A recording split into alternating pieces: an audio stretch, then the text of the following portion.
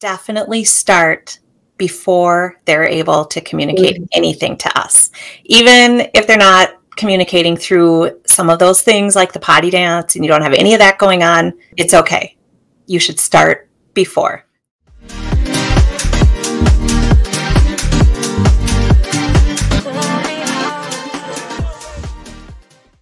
Hello, everyone, and welcome to another episode of my show. I'm your host, Jessica Moore, and today I have a very special guest, y'all. So she was recommended to me by another guest who was just recently on the show, and I went and I checked out her work, and everything she's doing is just absolutely amazing. First of all, her name is Tara, which holds a special place. If you know me, y'all know my mama name is Tara. And so, so I'm just really excited to have her come on.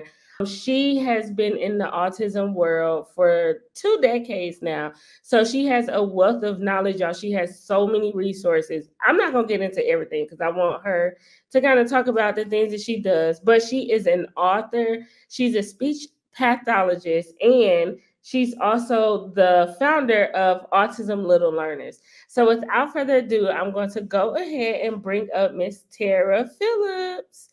Hi, Jessica. Oh my gosh, it's been such a thrill to meet you. And I didn't know your mom's name is also Tara. That's awesome. Yes.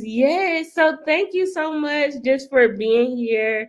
Thank you for joining me, taking time. I know you're busy because I seen everything that you're doing. So thank you for just taking time out of your busy day to be here. So I know I very briefly introduced you. Could you talk a little bit about who you are and what you do in the world? Yeah, well, like you said, a speech language pathologist, and I have been, I think now for 26 years, which is crazy. Oh, Just goes by in a blink. But I've always worked with young autistic kids. So first it was elementary level and then early childhood level. And, there's always been a need for better resources, like fun activities that are engaging. And that's kind of what got me looking at creating a lot of my own resources because I was doing it anyway, right? And mhm. especially when I went down to the early childhood level with 3 to 5 year olds, I was like, there is nothing out there. Everything that educators and SLPs at that level use or would download, we would have to modify it. And I thought, why isn't anyone making stuff at that level? So that's kind of where I got my start in 2019, was just making resources that I would create it, use it in my classroom, and then I would find out what worked, what kids liked. And that's how I started.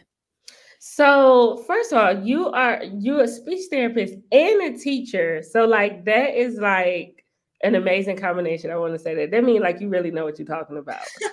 Well, it's kind of funny. I'm not technically a special ed teacher.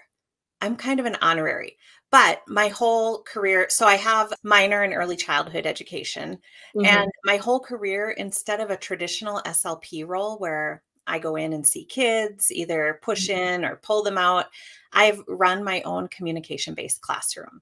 And so the first half of my career at the elementary level, it was like, okay, you're running this communication-based classroom, but we need you to do everything, like teach math, teach reading, writing, all of this. So that's where a lot of my resources kind of encompass all skill areas, because really, and especially at the early childhood level, they all kind of overlap. Mm. You can't really splice it out. Like sometimes the special education teacher at the preschool level that I co-taught with, we'd be like, okay, am I going to teach concepts or you? Or are you going to teach, like we'd Yeah. have all these overlapping skills and it's not really under one person's domain. So that's why you see a lot of my resources. It's because I was in charge of the classroom, in charge of the paraprofessionals in my room, and meeting a lot of skill need areas for my students. So how did you get started? Like what made you decide to pick the career path that you chose? It's a really great question because in undergrad and grad school, I remember one class, one day, we had information about autism. And that was it. So you can imagine the very vague, generalized definition we got with absolutely no therapy treatment how-tos. Okay.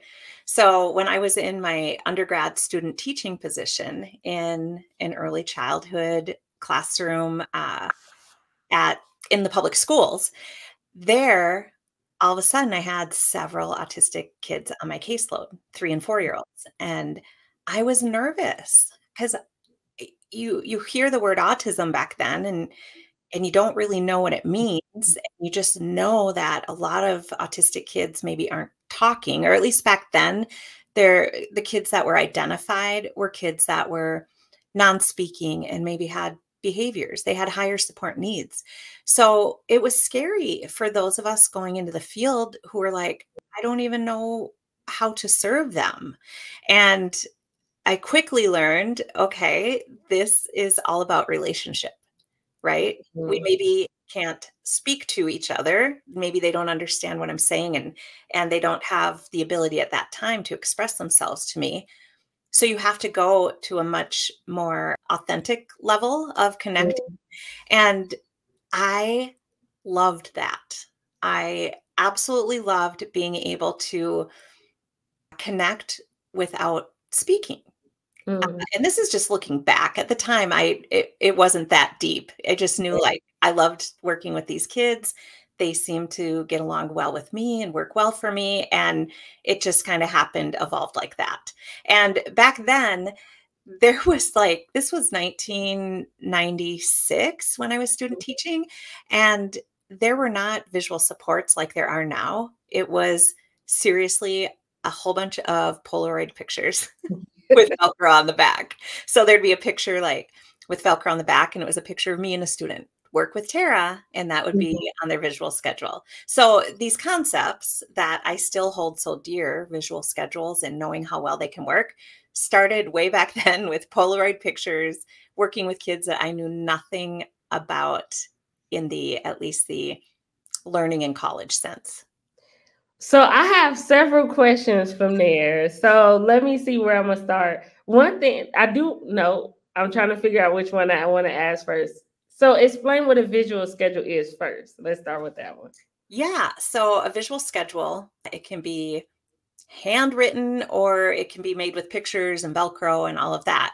But it's a sequence of pictures or symbols. So it doesn't necessarily have to be pictures, but that's what we see most often. Mhm. And it just shows the sequence of what's going to happen either throughout the day or even throughout an activity. So I found at the elementary level, we were able to do half day schedules as kids got older, or even full day visual schedules where you have these are all the main things we're doing today.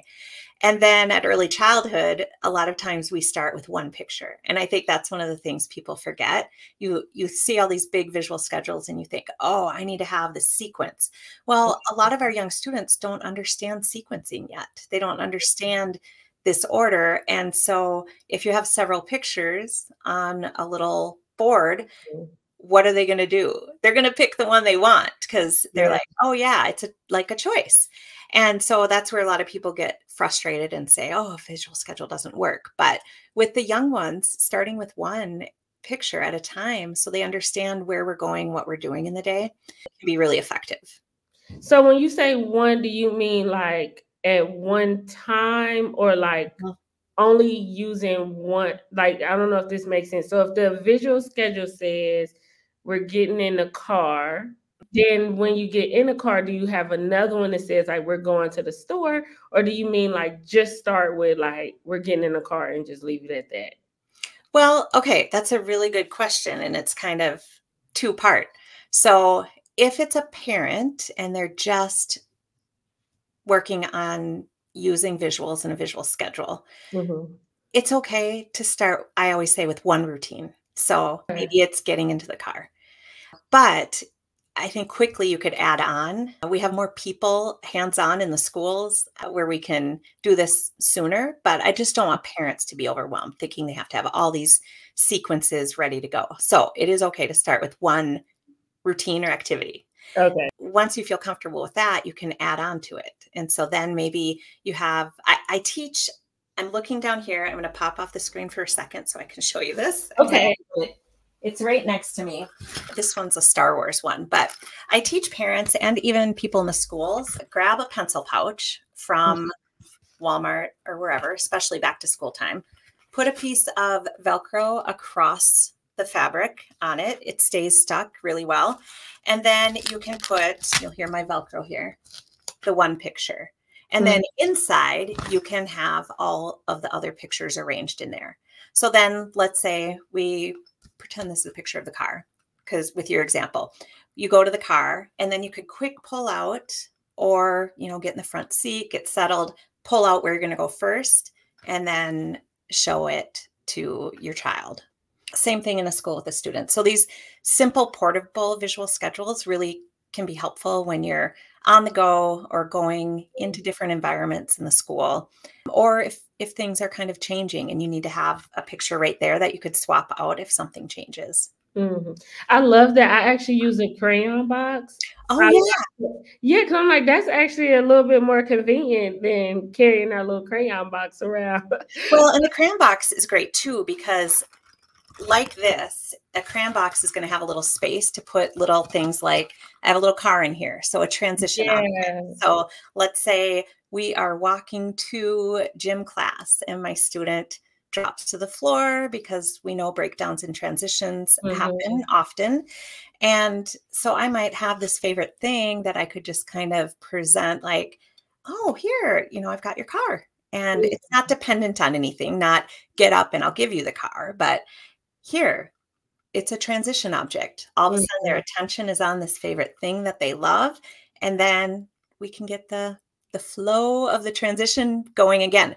But it's nice because either a crayon box or something like this, you can put things in there like fidget toys and sensory items too.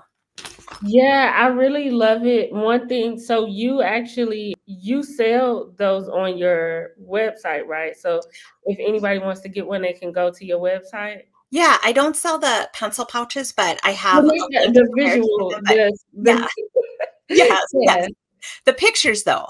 I have a school set and a home set and a speech therapy set and an occupational therapy set. So like home community is great for parents. And if people are like, oh, I'm just not sure if my child will take to this or where to start, I also have a free visual support starter set that I can give you to link. And that has just a few visual pictures for home and school. So it's something they could dabble with to get started and not have to pay anything. Yeah. So like when my son actually first got diagnosed with autism, I guess that's kind of what I had started doing without actually knowing that that's what I was, because I made a picture of a poop. Yes. Emoji with the toilet, and then I put it inside of it's not a crayon box, it's a little bit bigger than a crayon box, and I put a bunch of toys in there, like little Dollar Tree toys. And then I was like, every time I went to the bathroom, I would take it out. I'm like, you just poop, yay! Now I give him a toy. Oh, and after that, he started getting to a point where he would go. Now he can get it himself, and then he'll show me like, Mama, poop, I pooped. And then he'll get his toy out. And so I like listening to you talk about that, because from there I started doing a binder. Now I have a binder for him where I have like his nighttime routine on there. Yeah. And he's 5. So I have his nighttime routine. It's for him and his brother. So now I'm just now getting into the whole visual schedule thing. So that's why I'm like really excited about it, because now he's just going and doing his whole routine. So if anybody that's watching, this works. So y'all go to the website, like pause this. If you're watching it, go to the website and go get it. Because now it's like, I feel like it makes life so much easier, because he's actually, I don't have to say like, go brush your teeth, go take your clothes off, go use the bathroom, because he's excited to go switch it over to the other side. Because one side says to do, and then the other side says all done. So he's switching it and he's going. So it's just interesting, you know, like listening to you talk about that, because I know as a parent, it works. Yeah. And a couple of things you said really resonated with me. One is congrats to you for putting in the hard work on the front end. And now you're reaping the benefits of what I call a predictable routine. And so even if maybe let's say the bedtime sequence changes in some way, the Mhm. predictable routine is like following the visual schedule. And if you needed to switch a couple things, you could at some point. Mhm. At first you'd probably want things to stay the same, but you started small. And that example with the poop box, it's so Mhm. great. And you might not know this about me, but in the schools I worked in, I was always known as like the potty training guru because I would go to extreme measures to incorporate visuals and special interests when it comes to potty training. So I've made little books of like Board Maker, the cartoon symbols from the waist down, peeing in the potty, and then country singers pictures from the waist up. And so I'll make like Willie Nelson peas in the potty for a student that loves country singers. Oh. Santa peas in the potty for a kid that likes Santa. And anyway, using visual supports in some way for potty training. And then, like you said, those home routines that then it becomes automatic. It becomes Mhm. routine and kids become more independent. And that's just what you described. Yeah, so like I said, I know it works, and now I'm trying to do one for the morning as well, so hopefully we'll have that one in the next should be by next week, so I Awesome. know for sure it's working. How So old is he? my son they're 4 and Oh, 5. I have a 4-year-old and a 5-year-old, so okay. yeah, so I wanted to ask another question when you were talking about that. Oh, it just slipped my mind. I know it's gonna come back. Okay. Okay. It'll come But, back. oh, yes. How did I know you said you started 2 decades ago, and you started with Polaroid pictures. So how has just autism and well, yours is called, like, Little Learners. So how has learning and autism evolved over the past 2 decades for It you, has like, in evolved. your experience? It's evolved so much in my experience. So I think when I started, the prevalence was 1 in 1,000, and now Mm, it's 1 in 36. So that says a wow. lot about maybe the increase in autism, but also better diagnosis and better, Mhm. you know, understanding of what autism is as a whole. I think some things that have changed is like back when I started, we used to describe people with the diagnosis as being autistic. And Mhm. then when I later in college and when I was the more I was working in the field, then it was like, okay, we have to do people first language. So it was like boy with autism, child with autism. Mm, And mhm. then in the past probably 5 years with the neurodiversity movement, we're seeing the language change again back to autistic when we describe. And really it's what I'm finding is we're learning more from actually autistic people. And Mm, that's the important thing is listening to their voices and trying to find out things that maybe were hurtful, things that are helpful, and of mhm. course go with the helpful, compassionate way. And so I think for all of us, if you're in a field for a long time, trying to keep that open mind and really consider changes in the field, but the kids are the same, it's just Mhm. sometimes how we describe things. So now there's a lot of talk about Gestalt language processing and kids who process language in a different way. They don't learn maybe one word and then combining two words and then combining three words. Mhm. They might say entire sentences or more all at once when they're young or when they're beginning to verbalize. So I had a student who I tell this story a lot. She's 3. She wasn't functionally using verbal speech to communicate with people. She Mhm. would, ask if she wanted something to drink or eat or certain things she wants to play with. However, she could sing entire songs. And then, as a Gestalt language processor, she came over to work with me and she went to sit on the chair and she fell on the floor. And she looked at me and she goes, "We all fall down."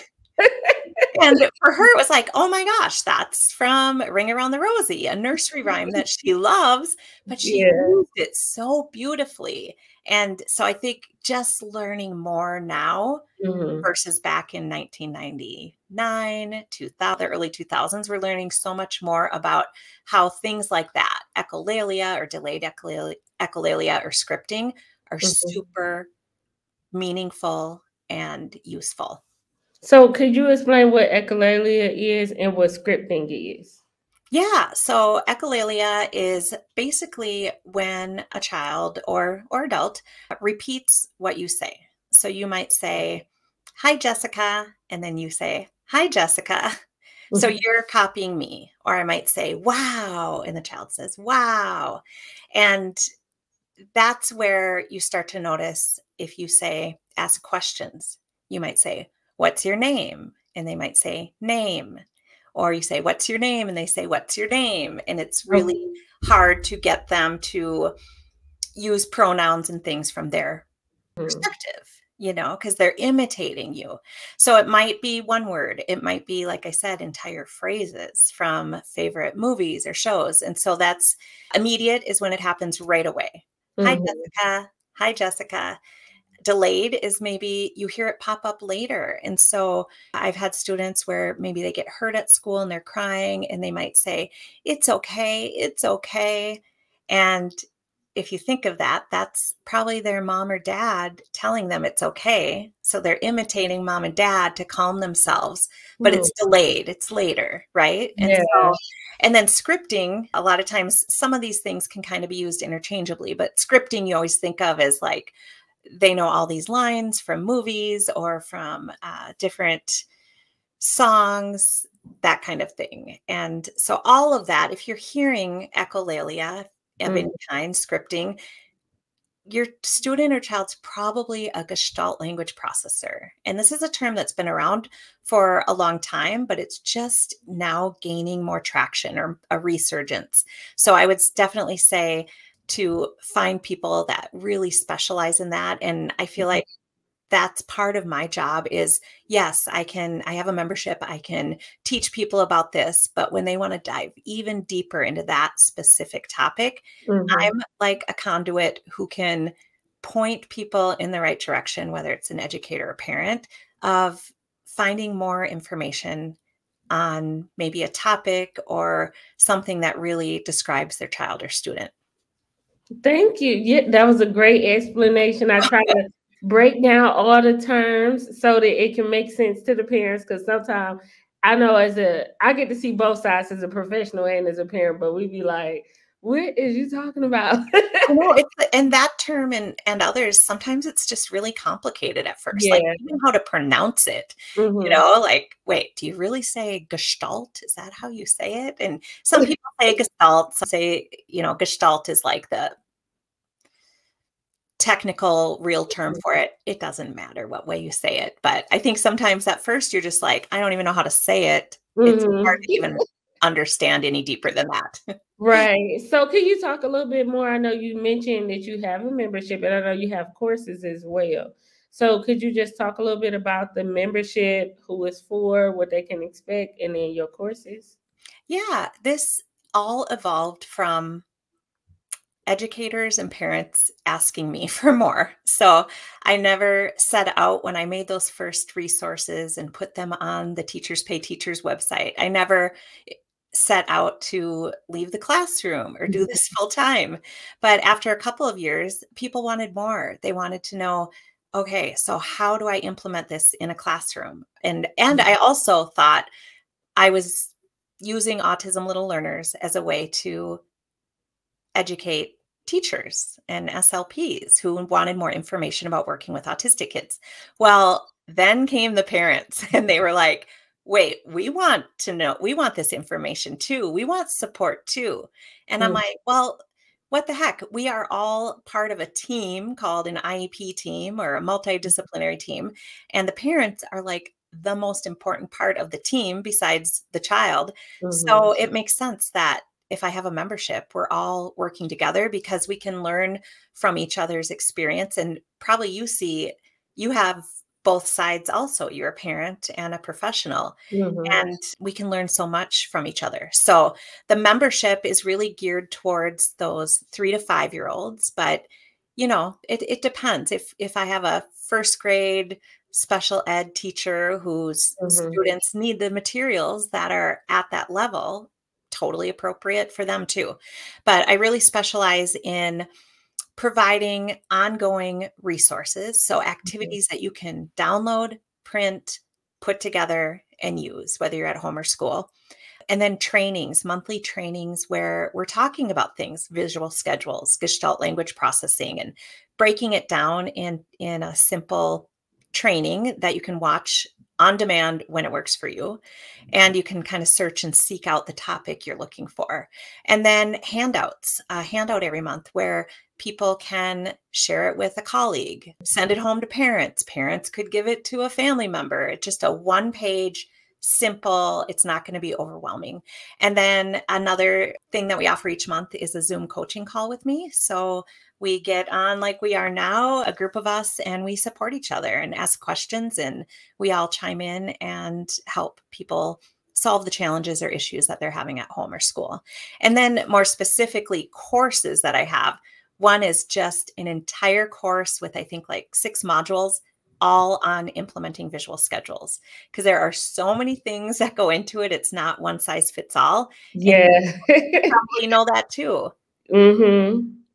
And I have a little course on that I don't talk about much, but I need to more. I finished it last year and just haven't had the time to really put it out there, but it's all about potty training. So it's called Potty Train with Compassion, and it's for potty training young autistic kids. So that actually brings me into another question. So what advice do you have? Because I know like I get a lot of parents when I'm doing their initial meetings or just like their ongoing meetings. And they say, one question I ask them, like, is their child potty trained? Now, a lot of them are newly diagnosed or they're still in the process of getting a diagnosis. And I found it common that a lot of them say, well, no, he or she is not potty trained because he can't communicate yet.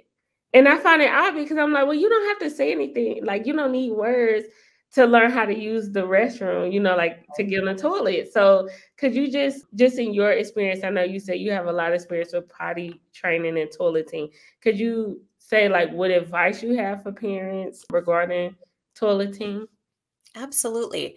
I think when parents would come into me when I was in the classroom, and I just left the classroom a year ago because I just couldn't do this full time and that full time. So, but when they would come in with a 3-year-old or a 4-year-old, the 2 biggest things parents want, I want my child to talk and I want them potty trained. Mm-hmm. Potty training is way up there on what parents want, and rightfully so. The cost of diapers, the mess, they Mm-hmm. want their kids to be independent. And then I feel this big rush right before they're going to go to kindergarten. Then parents really want them potty trained. So we've been learning more and more about something called interoception. And a lot of occupational therapists are the ones that are the real experts on this. But it's the internal, it's like another sense. You have hearing, you have sight, and all that. But it's this ability to recognize your internal bodily cues. Mm-hmm. And so when you're hungry, how do we know we're hungry? Well, your stomach starts to maybe rumble or you feel a little bit different. How do you know when you have to pee? It's a feeling on the inside, right? So no one can recognize it unless with little kids, sometimes if they're doing the potty dance, then we can recognize it as adults. But if kids, autistic kids, many times are delayed in their ability to recognize those cues. And so combine that with delayed language or communication. And so I think a lot of times parents are waiting for them to like show typical readiness signs, okay? Mm-hmm. Or communicate it, like go into the bathroom or, sign it or something. But if our students and children aren't recognizing those cues, they're not going to be able to communicate it. And so for us, I talk about in my course, there's so many things we can do before they're actually like showing any of the signs. Even if they're like doing a potty dance, that's a sign, right? If they're come to school and they hold their pee all day, that's a readiness sign. And so even if kids are showing none of those things, there's still places we can start, like getting comfortable in the bathroom, because you Mm. think of the sensory overwhelm. The building I worked in the last decade was made for little kids. So it had a toilet that was really short and it was all kid friendly, but it had automatic flushers. So, if we finally, get them to want to sit on the toilet and then they move to the side a little and all of a sudden it Yeah. flushes forcefully, like that's enough to make a lot of kids not want to go in the bathroom. Mhm. So there's a lot of sensory issues. And so with that, getting kids comfortable in the bathroom, and there's lots of different ways to do that. Using a visual schedule or a sequence to get that routine going. And at first, we might just start with, we're going to go in the bathroom. Maybe if they're not, there's kids that do not want to sit on the toilet because they're, again, fearful. We might just go in there and read a book, maybe a book about using the potty, and then we leave with no expectations. And we might video model with a sibling, or we might watch, Daniel the tiger going to the bathroom. So we make it really comfortable. And then we can start doing things like maybe we just practice pulling the pants down, Okay.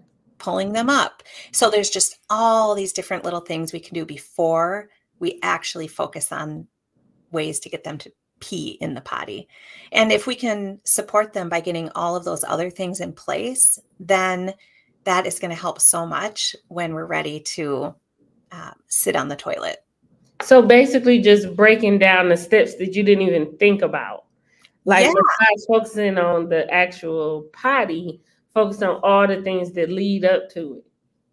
Yeah. So yeah, that makes a lot of sense. I never even thought about it that way. And take the pressure off, because, if kids are stressed Mm-hmm. or anxious, what's going to happen? Are they going to be able, think of, like, for me, if I'm in a public stall and I go in and I sit down and then someone comes in and sits in the stall right next to me, then you get all of a sudden that bladder shyness where you're like, oh, I can't go now. I think kids are like that too. Yeah. The more pressure, the less it's going to happen. So. That makes sense. So I'm gonna relate this to my parents. So do you feel like communicating has anything to do with, like, because like I said, most of them say like, well, I want to just wait until he can say he has to go to the potty. So Yeah. just tell my parents something so I could clip this Right. out. No, being able to communicate going to the bathroom is probably something that will come much later Yeah. due to the interoception and the communication differences. Yeah. And so we can definitely start before they're able to communicate anything to us. Even if they're not communicating through some of those things like the potty dance and you don't have any of that going on, it's okay. You should start before and get everything comfortable so there's no anxiety when it's time to actually eliminate in the toilet. That makes sense. So another thing, I was actually listening to a couple of your podcasts. I listened to one where you were a host and another one where you were a guest. One thing that I really love that you talked about is, I'm paraphrasing because this was like 2 weeks ago. You were talking about not using the word red flags for autism and instead using indicators. So I love that, first of all. And then I wanted to ask, what are some of the indicators of autism in young children?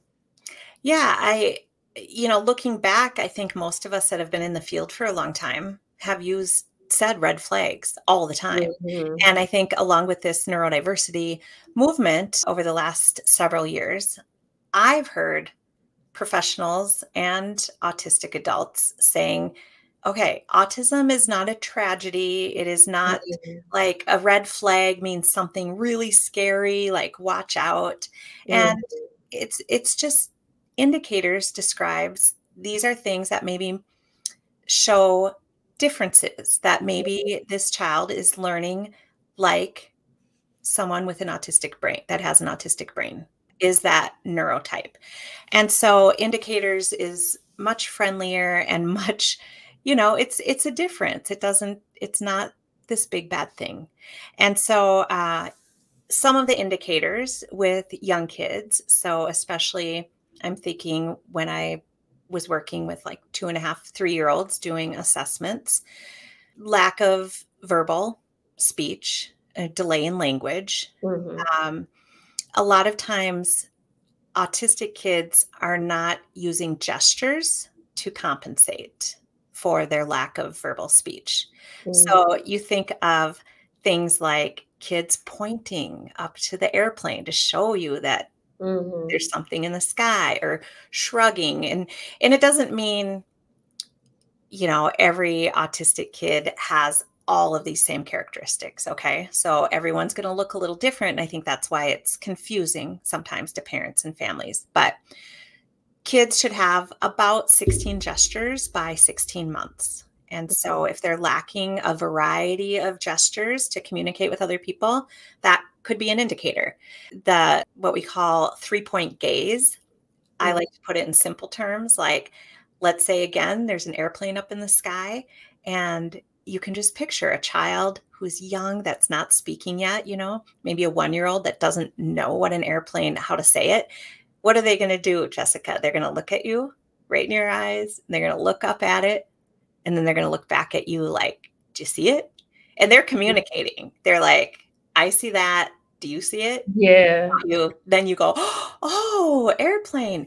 And so that eye gaze shift is Mhm. one thing that can be an indicator if they're lacking that. Mhm. Um, if you see some of those, I don't know, stereotypical sensory, or things like, flapping, or some of that echolalia too. A lot of kids can repeat what other people say when they're young, but if that persists Mhm. beyond a very young age, and you see a lot of that echolalia, if there's differences in toy play, so seeing things like lining up or playing with toys or objects in a really unique or repetitive way, those can also be indicators. So, how can parents and teachers, and I guess you could say professionals too, how can they? Because I know you work with all of different people like that are involved with the child that has autism. So, Yeah. how can parents, and I would specifically say teachers, collaborate in helping their child? Because I know, like, even from personal experiences, like, it's sometimes it feel like us versus them. Mhm. So, what advice or suggestions do you have about like parents and teachers collaborating? Yeah, I think the hardest part is time for everybody, but especially on the teacher end, at least in the public schools, like, they don't give you time to have time to be with parents. And so I know it was even less at the elementary level, a little Mhm. more time at the early childhood level, but it was because we tried. We had a parent group we ran once a month, where we kind of talked different strategies and came together in person, but not every place is going to have that, or Yeah. give teachers time to do that. But I just think communication in some way, so that I always think of the parent, and they're sending their 3 and 4-year-old to school, many times on a bus, and they don't see us face to face. So Mm, you're entrusting your baby, who is not reliably able to tell you what's going on, yeah. with these people. And I just think of how much anxiety and just how hard that is for parents. And this is something, again, you learn over years of working with families, and really developing that empathy of, and probably when you have your own kids, you understand it even more. But really, really taking time. I like at the beginning of the year, if I had a parent who I could tell was so nervous and Mhm. anxious, and their child wasn't able to tell them how their day went, I often would call on the first day within the first hour, and be like, Mhm. and of course, getting a call from the school the first day is like, that in itself is anxiety producing, but I like, everything's okay. I just wanted to let you know, like, he's not crying, he's playing with this toy, everything is good. And you can almost hear the sigh of relief, right? Mhm. over the phone, and they can go on with the rest of their day and not be worried.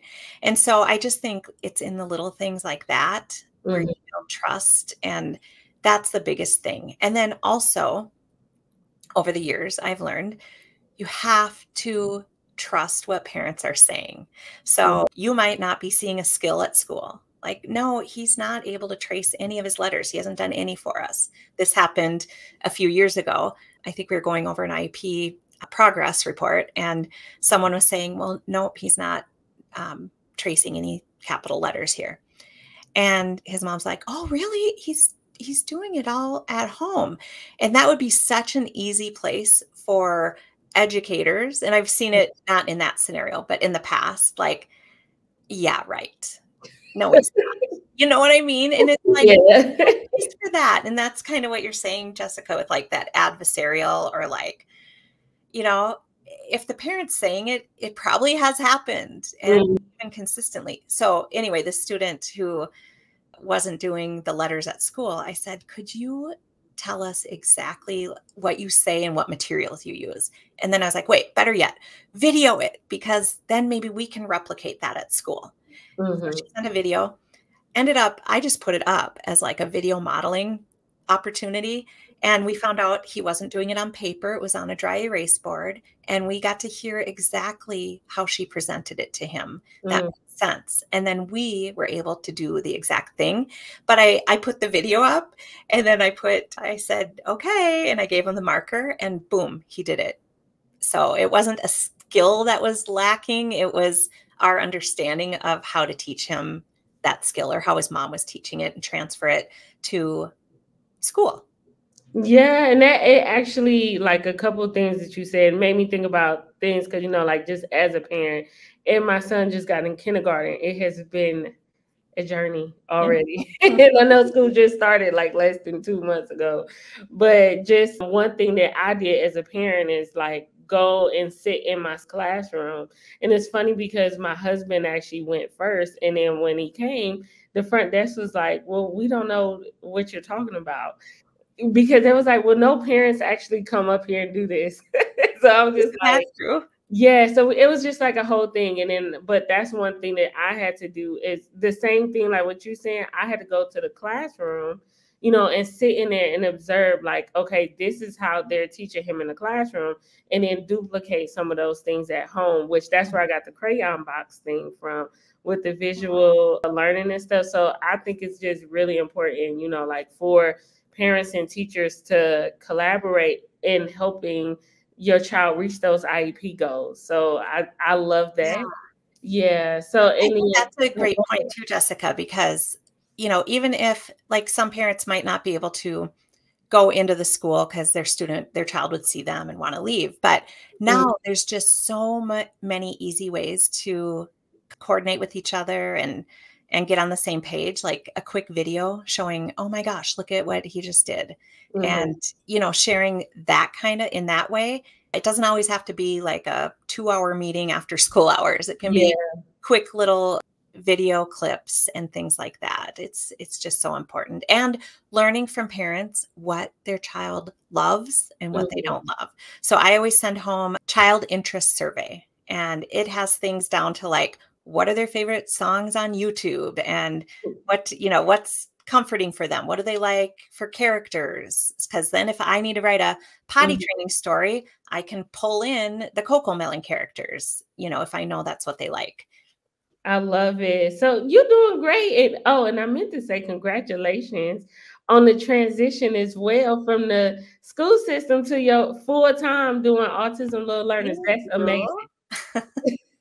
Nothing I ever set out to do, I'll tell you that, but it's been amazing to collaborate with people like you and parents and educators from not just in the United States, but around the world.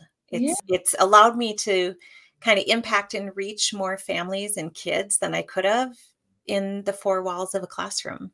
So that's definitely goals, because I know so many teachers that are like, I'm gonna send this to them, because I know a few that's like they want to start their own tutoring programs, different things that they want to do, and they're like, how am I gonna do it? So I just want to throw that out there before we, before we end it. Just congratulations on all of that, because that is amazing. So I know we're reaching the end. That's crazy because I feel like we just started. I do too. So the different ways we communicate is one of your newest published children's books. Can you talk about I know like who it's for, but what can readers expect to get out of your new book? Yeah, it's a children's book, and I wrote it because, once again, when I made the switch to the preschool level, the early childhood level, we did a lot of education in classrooms, typical or integrated preschool classrooms, about different things. And one of them is like different ways you see kids communicating. Some communicate through talking, some might use some sign language, some might have an AAC device or a core board.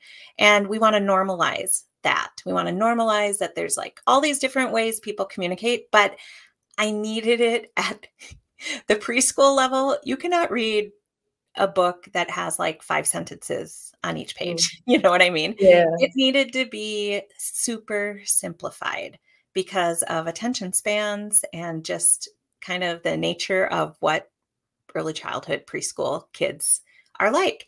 And so I wanted to write a book, and I did. It was published last summer, showing all these different ways that kids and people communicate. And so it's just very simple and to the point with colorful illustrations. And it's been fun to watch it being read in classrooms and seeing it get spread all around. And hopefully, I've had the gift of many years in this profession, and to now neurotypical peers and their autistic friends that I've worked with, like at the elementary level 25 years ago, they're adults now. And so a lot of them have been able to talk to me about the impact of learning about their autistic friends. And my daughter's 27, and we just had this conversation when she was home a couple weeks ago, because she was at the school I taught at.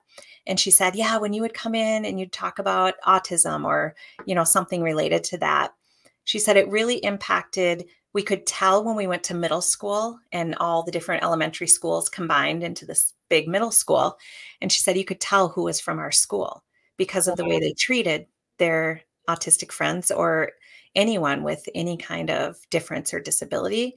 She said it was different, and they became kind of built-in advocates that would say like, well, no, that's not weird. He's, and they would just explain it.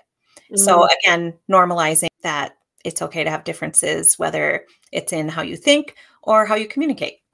Yes, I love it. Made me think about that little quote that says, autism is a different ability, not a disability. Yeah. Yes. Yes, absolutely.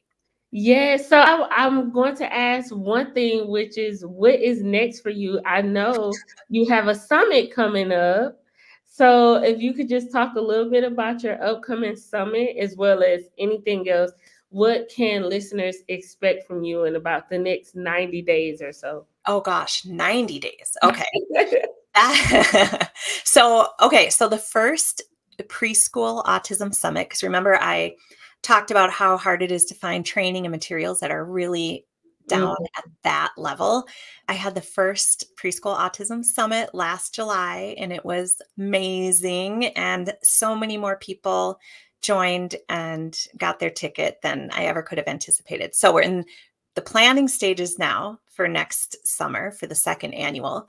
And what I have coming up at the end of October here is called the Visual Supports Coaching Week. So some of the things that we've talked about, like how to use visual schedules and other visual supports, we're going to deep dive into those during Coaching Week. And so anyone is welcome to join Coaching Week if you go to autismlittlelearners.com/coach me. Okay. Yeah, I'm going to check it out because like I said, I'm trying to get in the habit of this visual schedule, and it's working out for me. So I'm definitely, y'all click the link. I'm going to go there too. And you said it's autismlittlelearners.com/coach me. Yep. Coach me. Okay. And then do you have anything else coming up? Oh, I think that's the biggest thing coming up. this fall sometime my membership will reopen, but if you have someone listening that is like, wait, I need support right now, we can probably find a secret little way in for them. So you guys just let me know. Okay, well, yeah, well, thank you so much. Thank you just for coming. I loved everything we talked about today. I'm definitely going to check out that you said it's a visual. No, it's say what it's called again. The free starter set, The one that that's coaching coming week. up for the Coaching week. visual supports. Yeah, the visual supports coaching week. Okay, Visual Supports Coaching Week. So thank you, like I said, just for taking time out of your busy schedule to be here. And then did you have any words you wanted to say before we close out? Just if you're a professional listening, thank you for what you do. And for parents, thanks for sharing your awesome kids with us. And I guess I'll just leave you with this. Building relationships is the biggest thing. And I just got a text yesterday from my very first kindergartner who is now 31 years old. And his mom Oh, texted and said, you guys going to be home on Halloween? Because Willie wants to come trick or treating again at your house. So he trick or treats at my house every year and has since he was 5, and he is now oh, 31, and he dresses up. He comes ready to get that candy. And so that's the power of relationships. yes, I love it. And how can listeners stay connected with you? Yeah, I'm on everything. I'm Autism Little Learners. So Instagram, if you want more like, stories, daily kind of thing. My website is autismlittlelearners.com. I have a podcast also, the Autism Little Learners podcast. So anywhere you look, just type in Autism Little Learners. Thank you. So this was amazing. Thank you to everyone who watched, and I will see you in the next video. Bye. Bye. Thank you.